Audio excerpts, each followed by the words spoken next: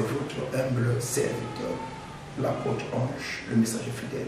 Soyez tous bénis de là où vous nous suivez. Nous avons un petit sujet à partager avec vous sur la puissance et la capacité de Dieu. Dans le livre de Psaume 135, le verset 6e, la Bible dit tout ce que l'Éternel Dieu veut, il le fait dans le ciel et sur la terre. Mais ce Dieu-là, quand il veut quelque chose, quand il décide de faire quelque chose, rien ne peut le stopper et rien ne peut l'arrêter. Et notre devenir dépend de lui.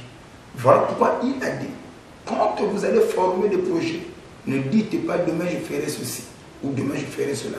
Il faut toujours dire, si Dieu le veut, demain je ferai ceci. Ça n'émane pas de nous, mais ça dépend de Dieu. Mais ce Dieu, quand lui décide quelque chose, cela se réalise, cela s'accomplit dans nos vies. Mais le problème ici, Dieu est esprit. Or, un esprit est incorporel. L'esprit n'a pas de chair ni des os.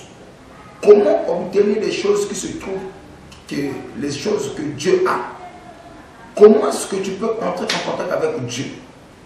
Alors c'est là où l'apôtre Paul nous enseigne, dans le livre de Romains, chapitre 10, le verset 14 à 16.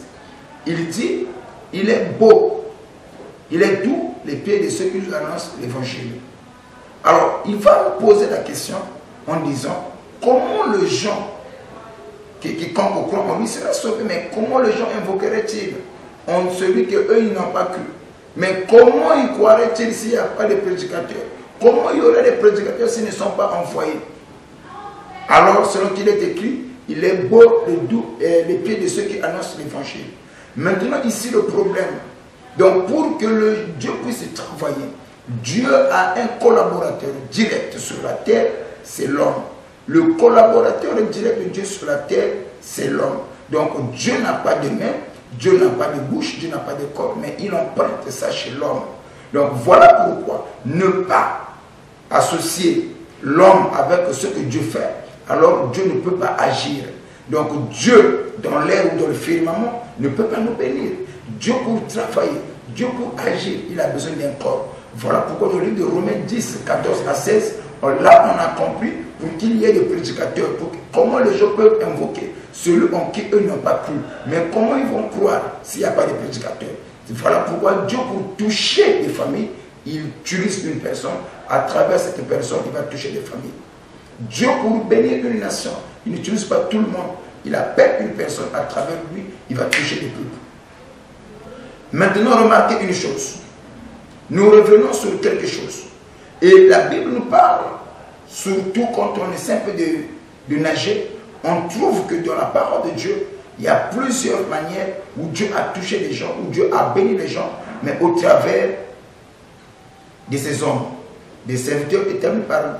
Voilà pourquoi aujourd'hui, ne pas croire à un homme que Dieu a établi, c'est une erreur grave. Croire à un homme que Dieu a établi, c'est ça demeurer sous la théocratie.